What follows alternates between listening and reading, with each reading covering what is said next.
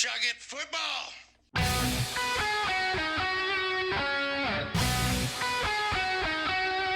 Hey, Pro Nerds, welcome to the first ever episode of #SportsBall with your hosts, Galo and Iggy.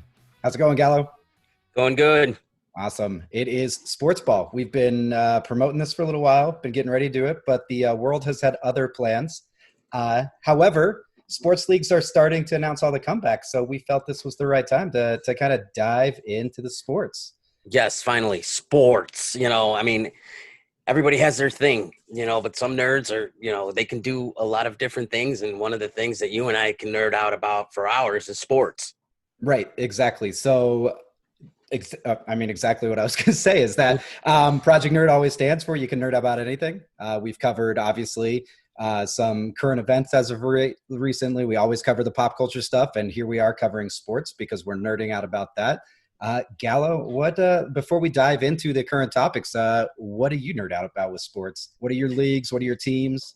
You know what? Being from Chicago, I am kind of Chicago loyal. I'm a North Sider, so I'm a Cub fan, which, is always a little fun banter that we have here in Chicago between the North Side and the South Side, the Cubs and the Sox. Who's better, who did what, who's got more rings, all of it. It's fun, and it really brings, even when one team is doing bad, it like makes you excited about baseball in Chicago because there's so much more that goes with it. Football, I'm a Bears fan. Hockey, I'm a Blackhawks fan. Still a Bulls fan, even after after Michael left. Still a Bulls fan. A Bulls fan. I'll wear my Jordan 1s for you for next podcast. There we go. Awesome. So all things Chicago sports really, but I nerd out about sports, man. I can if it's on, I can sit and watch it. Right. Perfect. Well, I myself have been I played baseball since the age of 4 on. Loved every bit of it. I've paid attention to all the other sports. Hockey.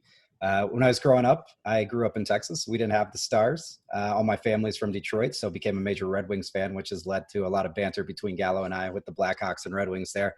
But baseball through and through, and I'm kind of with you, Gallo. Like, people are always like, yeah, you say you watch baseball, but do you watch that many games? I'm like, I watch 100-plus games a season. And even though I have my teams, the 2 Texas teams, I can watch any other games. And just as excited, probably not as excited as you were, but I shared some excitement in 2016 when you got to see the Cubs break the curse. The year before that, the Royals, where Project Nerd was headquartered out and started in the Kansas City area. So I think it's just awesome to watch sports and teams in general. And I think we're going to get started right now with a really unique perspective because everything was kind of on hold and we're getting a restart for every single league. Possibly. We'll get to that. But we have a really interesting, it's a really interesting time for Project Nerd to jump into the sports world, I guess. Yeah, it really is because here you are, you're getting ready for you and I, we were getting ready for baseball, baseball. And then all of a sudden, everything just started looking bleak. And then, like you said, it just stopped. And it made perfect sense because of what was going on, that it was going to stop. But then it was like, now you're kind of clock watching, when's it gonna change? When's it gonna come? Who's gonna be first? What's gonna pop off, and it started. It started with NASCAR, started with golf, UFC, took the leap of fanless event that went great. Right. And here we are. Now we're talking, the major sports. Exactly.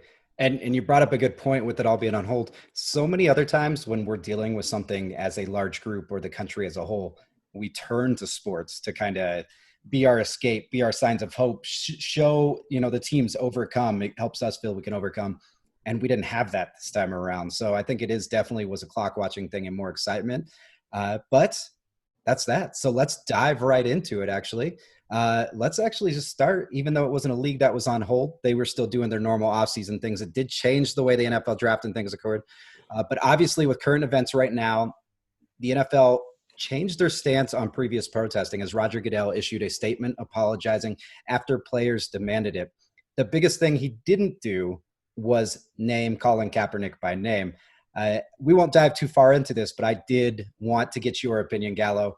does Goodell ever specifically address Kaepernick, or does he just continue to call it protesting in general? If there's something that I learned about Goodell is that he is the master politician of the Right. NFL. He has to find a way to say all the right things, and he has to jump on some grenades. And as I think that what we got from Roger Goodell is probably all we're going to get. It was like the players. We should have listened to the players, and the players, they had a point, and so I don't think he's gonna specifically um, touch Kaepernick because I don't think that the owners want that. I think that they want to move past it. They want to say that this is a guy that does his thing. He had an opportunity to come back, even, the circus that was the Kaepernick tryout sort of thing. It was like he kind of alienates himself and then brings himself back up and then alienates himself, and it becomes kind of a tug of war more than anything. So I think that they want to create some separation with that. They get the message. They want to, definitely put themselves in the forefront of, paying more attention to racism in the league and, players' concerns as much as owners' concerns, and have everything come together and still manage to keep a lucrative product. So I think that the Kaepernick thing will just be avoided completely by Goodell. Right. And not to start our first topic with completely agreeing with you, as I'm sure fans will want us arguing, but I think you're right for the most part. I will say the NFL has definitely come a long way in just a very short time, from comments from owners about the inmates running the asylum, things like that, to completely keeping Kaepernick out of the league. I think Stephen A. Smith for ESPN said it really well one time, is we're also at a point where it's very clear Kaepernick doesn't necessarily want to come back. It's more of a show for him. And Goodell sees that. And so I think, much like Goodell's handled the Patriots issues in the past, where just, I'm not going to talk about it, you can't make me. I agree that he's going to address, I think if it goes further, it's addressing the current players on the teams now. And I think there'll definitely be some more freedom on how they can express themselves and talk about racism in America. But exactly, I think if it ever gets pushed to that topic, the closest you'll see him say is basically that of, I want to address the players that are with us right now, or something of the Right. We're going to stay current and move forward. Right. Is what he's going to say. Exactly. We'll definitely talk more on the NFL as the summer evolves. Camps will start, things like that, as well as things are already kind of buzzing in the background about Goodell's contract coming up in a couple of years and where that might go. But the biggest thing right now, we now have the NBA, the NHL, and as of this week, Major League Soccer, all with detailed plans to return to action. And that's super exciting. It's super crazy because, for example, the NBA doesn't return till July 31st, and it's definitely going to impact the start of next season. Assuming the NHL is starting here in July as well, they haven't talked about it impacting next season, but I think it's going to be pretty obvious it is. As for Major League Soccer, they were kind of just at the start of the season, so it won't carry into next year. But let's start with the NBA. 22 teams returning July 31st, all taking place in Orlando's Walt Disney World, ESPN's Wide World of Sports complex. They'll start with the play-in tournament, which means teams will vie for seeding. If the 9th spot finishes and win 2 games of the 8th spot, they must win 2 out of 2 games to pass the 8th spot for that final seed. And it's not even proportionate. It was based on how many games the teams were out of the 8th spot. So the Western Conference comes back with a considerable amount more teams. What are your thoughts on the return to play for NBA with only 22 teams? I think that they're smart about it because they're minimizing. They're kind of like hockey. They were so far into the season when things went down that they can say, okay, we're gonna take basically winning records, playing records. What would have been, if the league ended today, these would be our playoff teams. So that's what they're going to do, and I think they opened the door to do that. They were afforded the ability to do that, which allows them to say we're a little further along than some. Let's say we're going to keep going back to this because it's just the way it's going to blend in. Baseball, they haven't started at all. They got cut at spring training, so they have to figure out a way to bring all their teams back, in order to call it a year, to call it a season, where as the NBA is kind of basically going to wrap up early, but it's still going to give us basketball at a time when I think we're all hoping, that sports. The thing about sports is that it's everywhere, and it hasn't been, and it's crazy how even the most casual fans are probably like, there's nothing, So I think that I'm excited about the fact that what we're going to get uh, is the best teams in the league. Right. And you know what? Let's go. Let's do it. Let's basically an all out tournament for this year's title. Well, I think it does a number of things.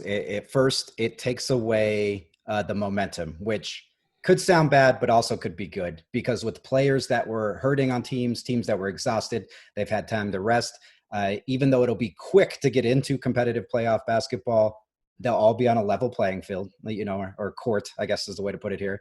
And again, you are going to go based on the team's talent and their teamwork, their ability to adapt and play in this new environment, as opposed to any momentum or injuries or anything like that immediately impacting it. Obviously, injuries could occur through this, but at least out the gate. So I think it's interesting. I find it very interesting how they did bring the teams back based on how many games they were out of a playoff spot. Where the NHL, which we'll talk about here in a minute, is kind of doing it more even half and half with 12. I really like that they're doing it different, because we're going to get to see two ways here and see which one works better. And I think there's been, for months, we've heard in almost every situation, there's no blueprint for handling the coronavirus. No, Same with sports, right? So if anything was to return, they talk about second waves next year, or something else was to happen that would pause leagues. These are the ways we're going to be able to see blueprints, and I think they can respond a lot faster next time, especially again with different leagues doing it differently, giving us more examples. I really like the fact that this is going to probably play out to where the best of the best are going to be in those late playoff games. We are going to see the stars of the league here. You're going to see your Greek Freak. You're going to see your LeBron James. You're going to see Leonard and the Clippers going. These top players are going to be carrying these teams. And I think we're going to, by time they're warmed up, we're going to see super competitive basketball at the end of this. I'm calling Lakers Milwaukee. Think so? In the finals. 1-1 right out of there. 1-1 right off the bat. I think that I don't see anybody beating a healthy Lakers team.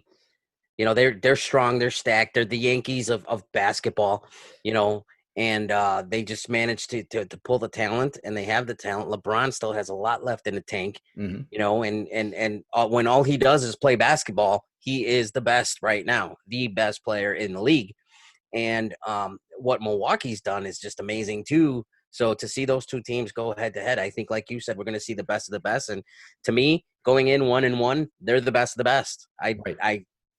Maybe some Cinderella stories in between, but at the end, it's going to be, from what I can see, Milwaukee and the Lakers. Right. I think, again, yeah, building on your Cinderella thing, I think that happens on these play-in games for those final seeds.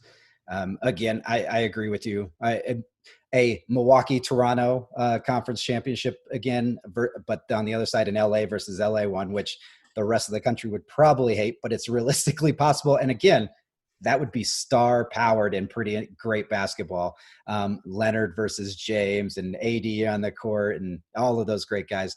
But I agree. I wouldn't be shocked if you see, those Suns, Spurs, Kings, likely, and the Pelicans all there, the way that plays out. How awesome would it be to see a team that's on the 9 seed have to play in and win 2? And in that first one, they win like on a buzzer beater. And then it takes them to another game they have to play. That's the things that I think can be exciting, especially with all these teams starting fresh again. So should be really interesting for sure. Perfect. As we talked about it, the NHL is also returning, but as we mentioned, they have 24 teams in the mix. So they're going to put 12 and 12, and they're doing it a really crazy way. 1 through 4 is going to basically play a tournament that might impact their seeding, but at least keep them warm, while seeds 5 through 12 play in a best of 5 to see who becomes basically seeds 5 through 8. The past few years, we've seen the NHL keep a fixed bracket on the playoffs, meaning wherever you fall, the way the bracket falls, you play that next team. So it's not always the top seed versus the lowest seed in the later rounds. However, they will go back to reseeding each round to where, for example, the lowest seed upsets a team, they would then play the highest seed remaining. This is interesting because unlike the NBA, we do have a few out of country NBA players. The logistics of getting the NHL back together, I think, is why we don't have exact dates, because you have people spread out all over the world now, and there's still restricted travel worldwide. How do you think, not so much how do you think the play goes, we'll get to that, but how do you think this comes together? And are they on the ice, I guess, before the NBA is on the court? I think that it's gonna take some doing, and that's probably what they're working on right now is trying to figure out how they're gonna do the travel. I think it's gonna be very limited, very almost like a chartered system where they try to get just what the players, even if it's from different teams, together. Probably have them sit in the same place for a couple of days, 2 3 days, test them, put them on a plane, bring them all here together. How many different countries, that I don't know, but I think that that's one of the main things to it, is that they're going to have to figure out just how many different countries they're going to have to work with to negotiate that part of it. Now, have they said where they're going to be playing these NHL games? So as of right now, we are going to do two hub cities. Basically, where the NBA is doing it all together in Orlando, the NHL would like to do them in two separate markets, one in the Okay. East, one in the West, excuse me. Both, they want them to be NHL cities. They want them to be NHL cities. Here's the problem is outside of, I mean, how many cities do you have with multiple hockey arenas that can handle the level of, NHL personnel, basically? Obviously, we don't have to worry about stands, but you got to think of, we need trainers, we need coaches, we need, good locker rooms and stuff like that. What cities can hold those markets? So they're going to have to be really picky in what they're saying, because the NBA, I think, has a lot better plan in place. You put them all in Orlando, hotels are secluded. They're doing what the MLB was first proposing with the Arizona plan, right? Keeping it in a bubble with talks of maybe letting families show up for playoff games, depending on how this whole pandemic thing looks. The NHL, we're talking two different markets. Are they going to find two markets with structure like that? I think it's going to be a lot more difficult because, again, Orlando not only has the NBA now, but MLS is coming back at the Yep. ESPN complex. It's going to be packed there. There's not a lot of other complexes like that in the country. The only thing I could think of is probably Philadelphia, because they were able to. Have you ever seen what Philadelphia is set up like? Their four arenas are basically right next to Right each next other to in a it, yeah. square. So, I mean, they could probably have they could probably play, in the Flyers facility, use all of their facilities, and maybe even the basketball arena. They might be able to, like a lot of places, like the United Center, the ice is right underneath the basketball court. Right. There, they would probably have to, figure out a way to make it happen, but they could. And then they have, the stadium for staging or whatever. And I think that that's probably the only real thing that I could see where they could keep it limited. I don't know how much hotel space they have around there. I don't know how close everything else would be. I haven't really ever been down to the area. I only saw it flying out of there one time. So I from above, I mean, it was the coolest thing I've ever seen. Right. All four arenas are sitting right there. But what I like about what hockey did was it, and I'm going to take it in the direction that this probably podcast is probably going to evolve later on, is that hockey just said, fuck it. We're going to do something and we're going to do it, and that's just how hockey is. That's the whole rugged, we're going to get out there and we're going to figure out a way, and it doesn't matter how difficult it is, we're going to make it work, and Right. we're going to give our fans hockey, and so that's what I like about it. Like, but you are absolutely correct on how they're going to do the logistics, both getting players here and then finding two places, East and West, where they can actually make this happen. Exactly. One of the Western cities that keeps getting brought up is Las Vegas, which I find interesting because Las Vegas is now a very hyped up hockey town since the Golden Knights have been introduced. But we're talking the desert in July, August, and stuff like that. It could get warm out there for sure. I know they would have arenas, for the UNLV on campus. Yeah. And obviously school will be closed at least through the start of this. Likely some are already exploring what next semester looks like, right?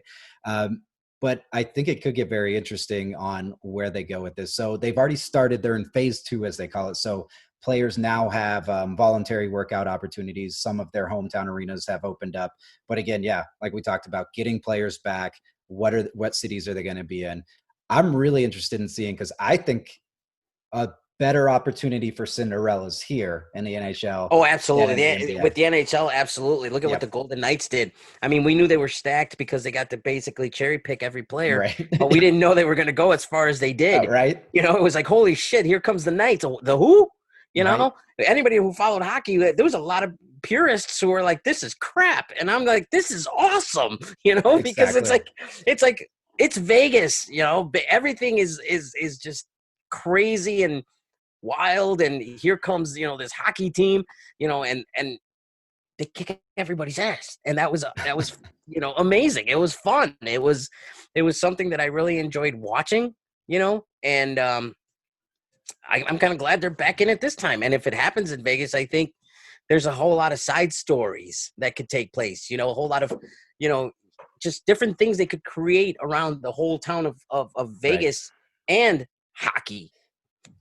Exactly. So I think more so when they do pick their hockey towns, their 2 hub cities, you'll also see more home ice advantage than you would in the NBA. So there was some questions about, does Orlando, get home, like obviously court advantage in the NBA? I don't think so, because they all have to stay in a hotel. There's no fans. They're not No playing on their fans. home court. The NHL, obviously no fans too, but these teams still could potentially be playing very decisive games in their home arena. Something, remember, and for you as somebody who's also a hockey fan, that different cities, different boards, the way the ice melts from period to period, things like that are different from market to market, arena to arena. And you obviously know your home one best. So I think we could definitely see some more favorable home for the home team whenever these markets get picked. But I'm really looking forward. I can see some team getting hot in that early play-in, and even though they're playing games possibly for seeding, the 1 through 4 seeds, which I'll list those here in a second, I think that could still keep them a little colder with it not being as competitive as those 5 through 12 seeds. So I agree. they could see a hot team come in and just knock them on their backs. So obviously, the Eastern Conference will have the Boston Bruins, Tampa Bay Lightning, Washington Capitals, and Philadelphia Flyers in those top spots, with the play-in games being the Pittsburgh Penguins, Montreal Canadiens, Carolina Hurricanes, New York Rangers, New York Islanders, Florida Panthers, Toronto Maple Leafs, and Columbus Blue Jackets.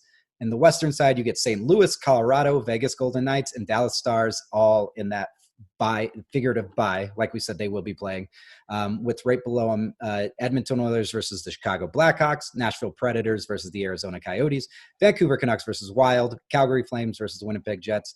I think for you, as you mentioned, Blackhawks fan, let's be honest, they were falling behind, but this kind of helped them because they got that 12 spot. So See, you jumped at giving the Hawks props before I got to mention that the Wings weren't in. no, the Wings are nowhere to be found in this. They are in complete rebuild mode without the rebuilding part. I guess I don't I know. think that the only thing that played into this for the Hawks is that they're the Hawks, an Right. original 6, and they were close enough at 2 games over 500. I think their winning percentage is 514. Yeah, Which so is they're 2 games over 500, so they just they eke in right. as being probably one of the original 6, and that's probably the only thing that played into their favor. Big market, big fan base. It's one of the places where if hockey's good in Chicago, if hockey's good in Detroit, if hockey's good in Pittsburgh, if hockey's good, in those 3 mainly here in the States, it's a big deal. Right.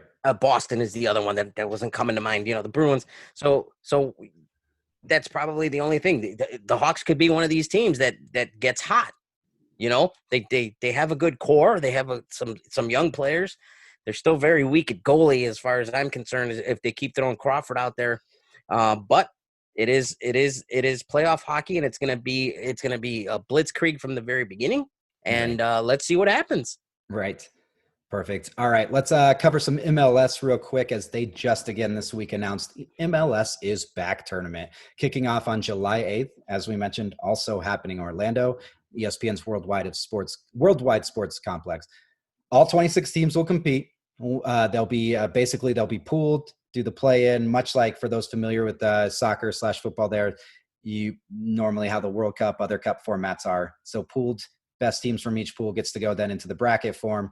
The winner gets the spot for the Champions League, for the North American Champions League, basically the CONCACAF. And once the tournament is complete, they're going to resume regular schedule in home markets. Obviously, whether fans and stands or not will be determined by then, but they do feel that it'll be ready to go by then.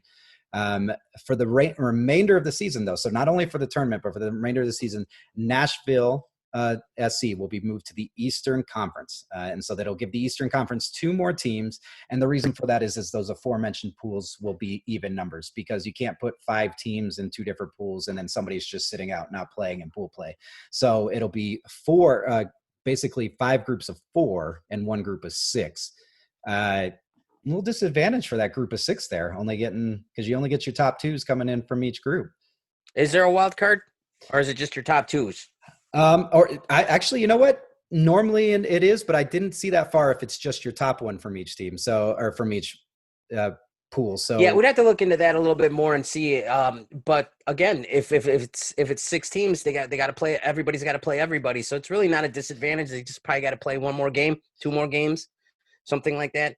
Whereas the other teams will play each other, right. 1 game each. So yeah, it is. Making the best of what you got. It's what it comes down to. And the thing is that soccer is in a very unique position as opposed to the other sports, because so many people watch soccer on TV because it's worldwide. And, at the English Premier League and the Italian League and the Spanish League and the Mexican League and MLS, it's all going on at the same time. So people are used to sitting down and watching soccer. Usually all day I know crazy soccer fans that will just sit from on a Saturday and a Sunday as early as they can, Right. and just watch all the different leagues all day long, And so that is probably where they have a little more of an advantage as to getting the league going and getting the players into these games, even though there won't be fans in the stands, because they know that millions are watching. No matter what, they know that people are out there and they're going crazy. And so I think that they will be able to adapt faster to not having the crowds. It'd probably sometimes be less of a distraction if you've ever seen a soccer stadium when a game's going on. Right, exactly. So they're probably like, oh, this is great. This is awesome. It's just a backdrop of seats, But I think that soccer is in a very unique position and probably stands to gain a lot of fans, especially for the MLS, with sports coming back in a lot of these fanless formats, to gain a lot of fans and maybe gain some momentum. Probably get a little bit ahead of hockey, believe it or not. Right. Well, I think we're going to see competitive play right out the gate here compared to the other leagues we talked about, because this is the format they usually come into. This is how you open the World Cup. This is how you open, the other cups. This is what they're used to doing. So there's no disadvantage of needing to warm up, where, as we talk about, the NBA and NHL have, 80-ish games a season.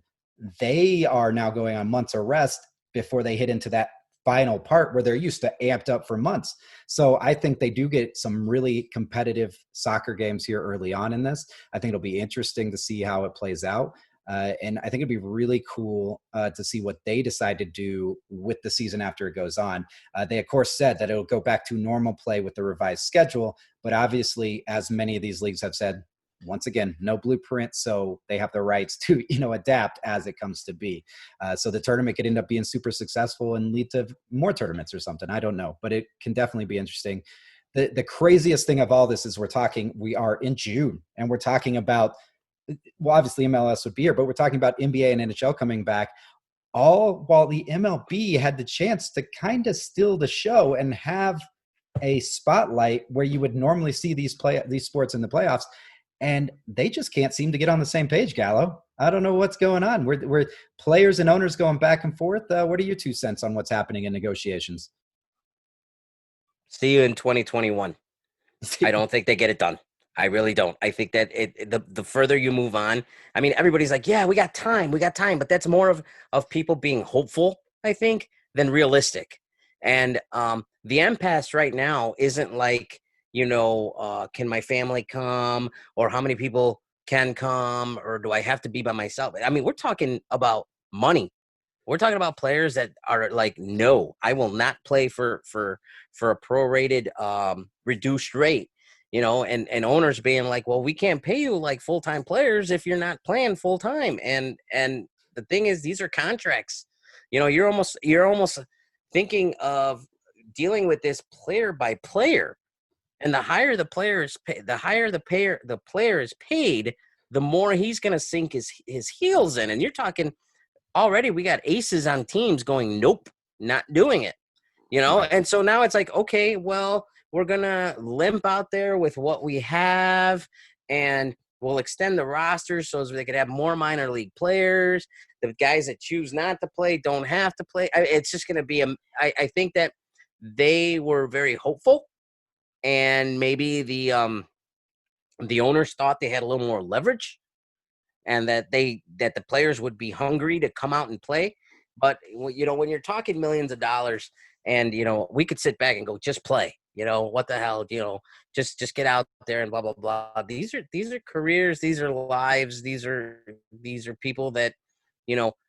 This is all they do. This is their livelihood. Right. And then you're talking about like pitchers that talk about the time they need to stretch out and throw and get themselves ready, game ready.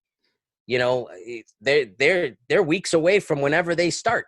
Whenever they say we're starting, they're weeks away from being ready to go, or else you're going to have 3 inning pitchers and 7 inning games. And I think it's just, I don't think they're close enough.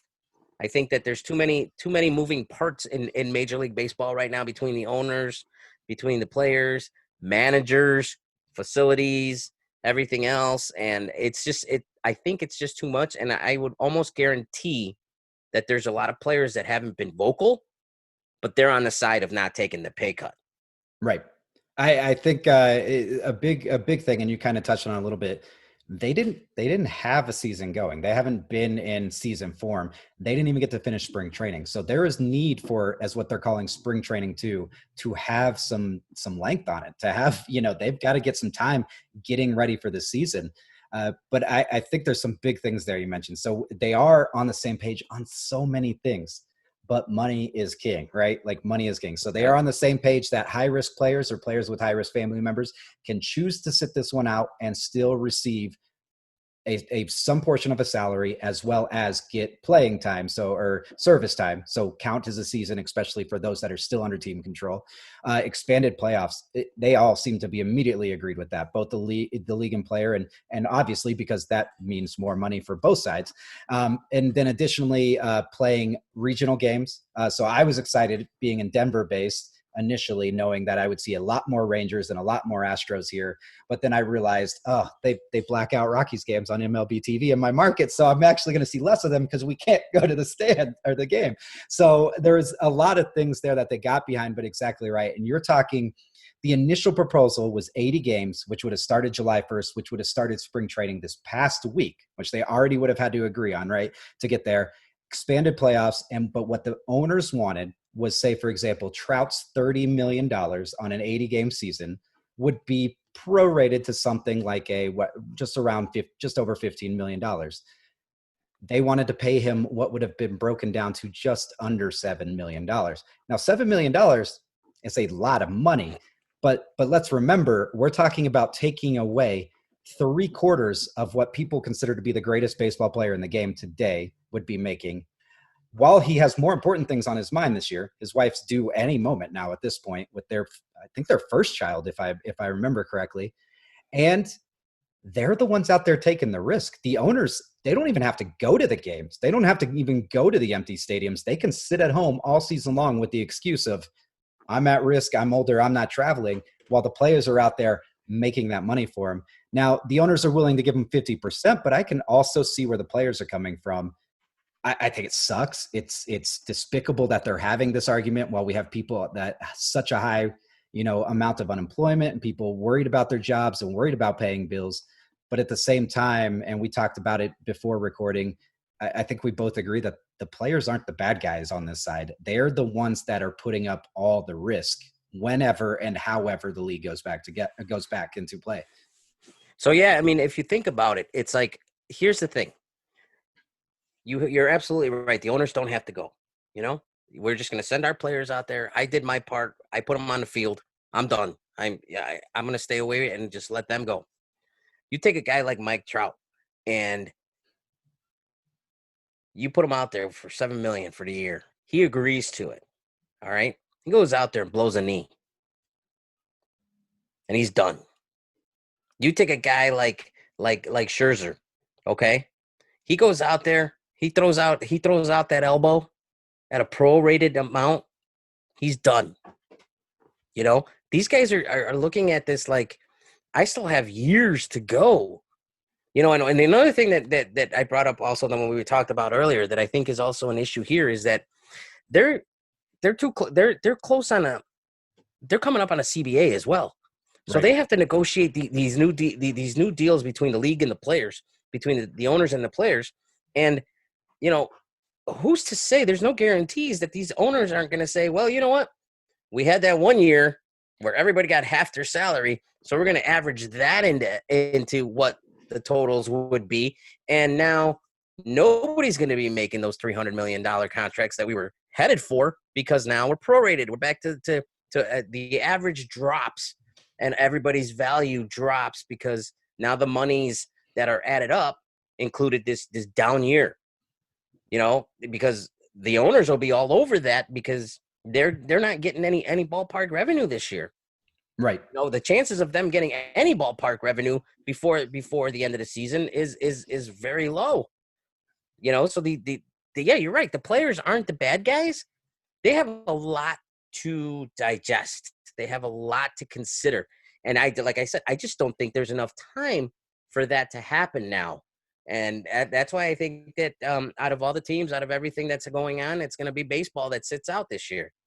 Right. And the owners get to, based on the current agreement, they get to offer a final pitch to where if they can't come to the same page, a 48-game season. But again, players can choose not to accept that. It could look pretty nasty when that all comes to be, if it gets to that point. But I think you touched on some things with money there, and I really want to go into the NHL, the NFL. Let's go with the NFL and NBA more so. You come out of college. In the NBA, you only have to serve 1 year of college, and they're already talking about getting rid of that because of the impact it's had on college basketball. And you get paid. You get paid a league minimum, but it's in the millions. NHL, league minimum, it's in the millions. NFL, depending on where you get drafted, contract. Your rookie contract, right, is the max, 3 to 4 years. MLB players, you come out of college, you get drafted. You spend how many years in minor league baseball making maybe $50,000 a year, depending on what level you're at. Then you come up to the majors, depending on where you are in that agreement. And you could still, like, say for Alvarez, who got rookie of the year with the Astros last year, who made less than $500,000. He has no say in how much money he's going to make until he goes to arbitration, which then he only gets to ask what he wants and the judge gets to decide how much he makes. And after years and years of team control, arbitration, which would still be team control, then they finally get to ask for their money. So for these players wanting this amount of money, for Mike Trout wanting his level of money, Bryce Harper, who finally earned his free agency right at the beginning of the previous season, these guys worked for that money already. They're getting paid on the back end. They are owed it because they've already, how many millions did Harper make the Washington Nationals? Right. How much money does Trout still make the Angels? And so exactly, why would I do this for this much lower when I've been doing it for a basically discounted amount my entire career up to this point? So it is something that definitely it sucks to see it, but it also kind of makes sense, especially with the owners so worried about them not, because for them it's more not knowing. They don't know how much money they're going to make, so we don't want to promise a set number. We'd rather it be half. But as you mentioned, all the things that are coming into play even beyond this year, the CBA agreement's up at the end of next season. which there's already all this discrepancy on free agency and players and money and all that stuff, as well as the owners keep pushing closer and closer to a salary cap. And as for all the reasons I just explained, the players don't want that. And it's a fear here, as those other league salary caps are based on that, a 50-50, close to a 50-50 split. I think the biggest one's 52-48.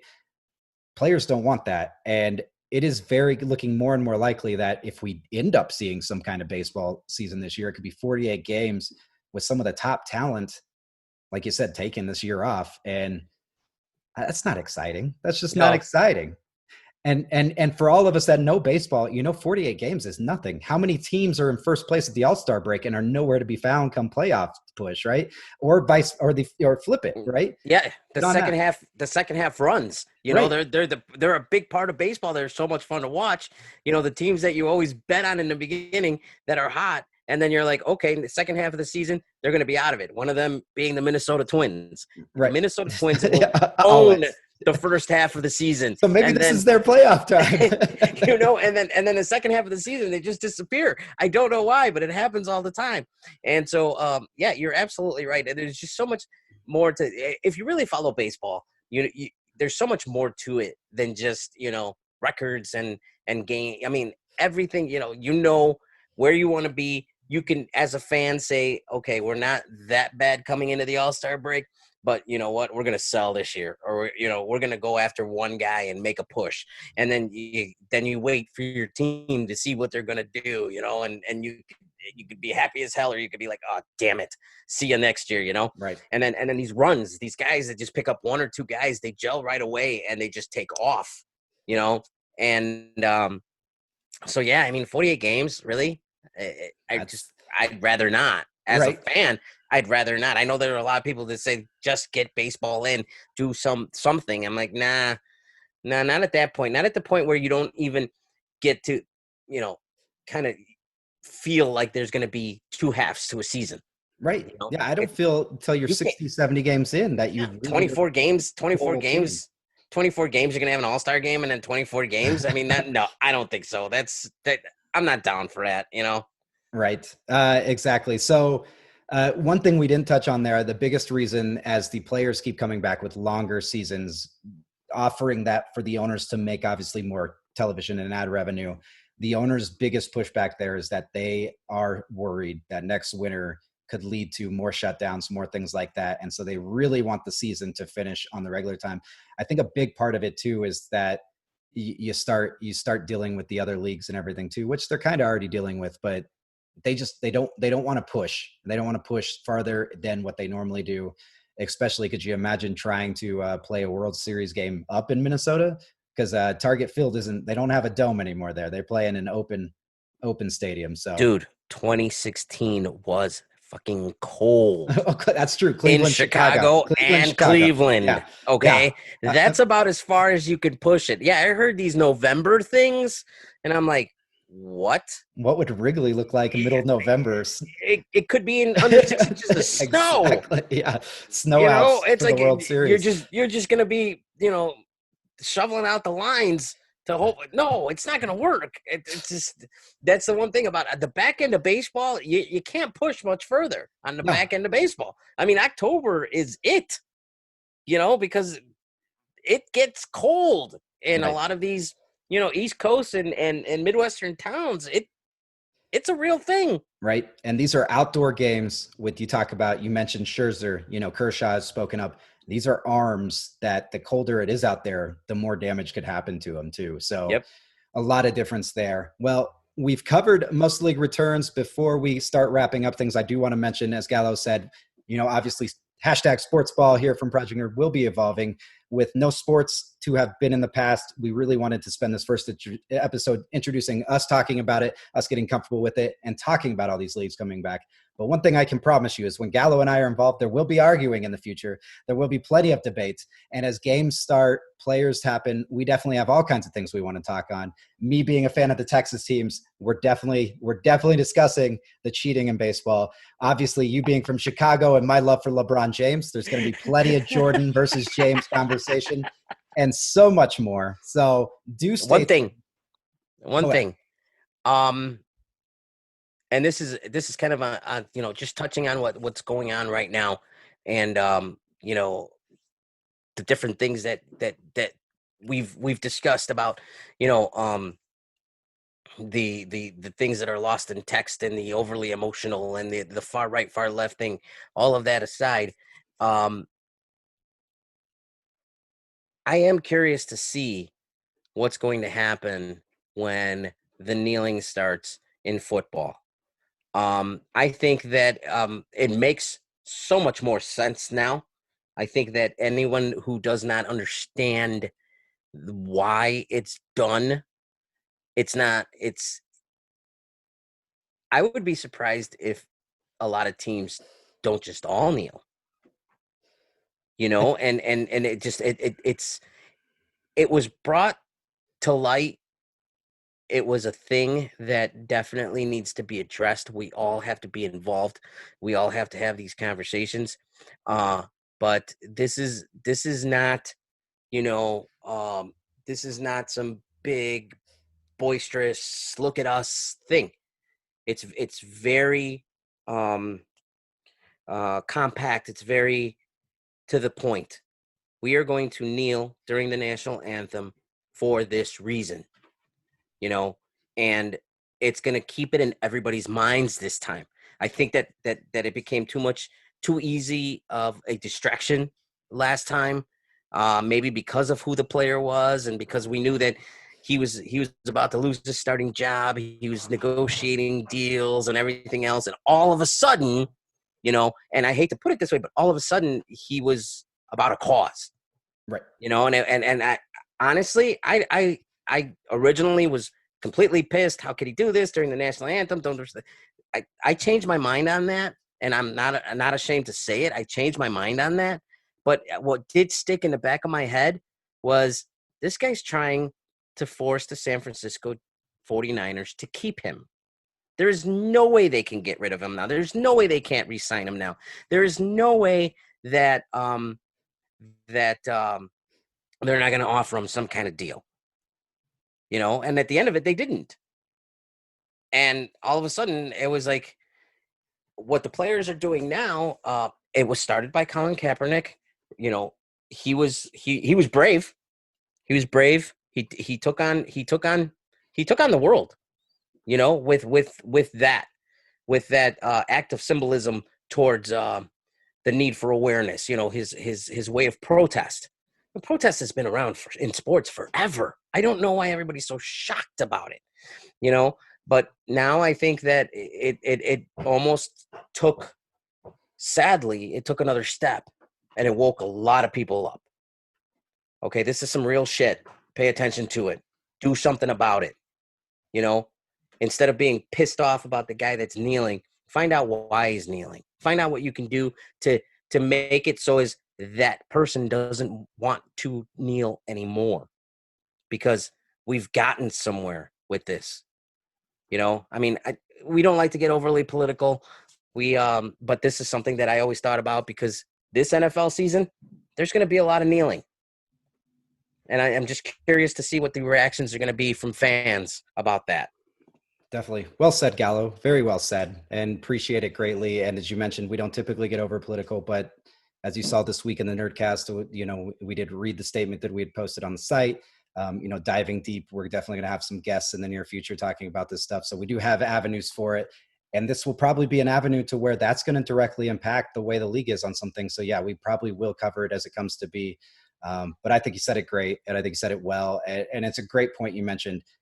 That time, it felt like it got to be about Kaepernick and it was all about him. This time, it's obviously going to be about the movement and in larger groups. So it'll be interesting to see how the fans and the owners respond and react, for sure. So great point, great closing thought there too, with it. And again, I think some topics that we'll definitely want to cover, because we don't always play it safe here either at Project Nerd. For Nope. those that have been around for a while, you might know that. So Gallo, this was a blast. I look forward to really arguing with you in the future, though. Oh, we will. I'm I putting up, guarantee it. I'm I gonna have my guarantee. LeBron James jersey on and talk about how he's the Oh greatest to ever God. play, or we'll talk a little bit about the arrogant Bregman down there in Astroland that I love so much, and everything like that. But Where's my trash can? He'll start beating it for it. But now as leagues get together and come to play, make sure you check us out. #sportsball coming to you hopefully every other week. Obviously, with craziness that is in this world and in our individual lives, we might see some pauses in between there. But also in between, make sure you check out what we're going to have as well along the way as shorts, as we do have a number of individuals that are excited to get involved. And we're going to call them shorts. And they're going to be things that's like Izzy and a Tizzy, hot takes, as well as just quick news blasts that are going to keep you up to date in between each episode. So that way, Galo and I can spend more time talking about the big topics and debating what's happening and what teams are going to win it all. All right, that's it for our first ever episode of #Sportsball by Project Nerd. Until next time. Peace.